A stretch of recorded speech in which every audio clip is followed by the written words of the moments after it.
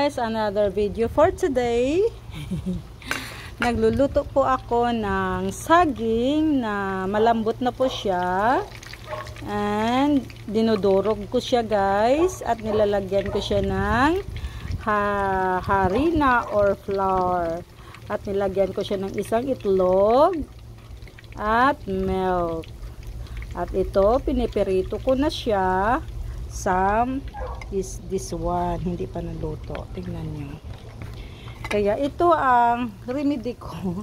Ito ang ginagawa ko pag masyadong malambot na ang saging guys. Sayang naman itapon kasi ang saging ay mahal at binibili din siya.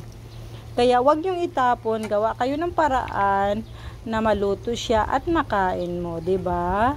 And after this, malapit na siyang maluluto at kainin natin mamaya.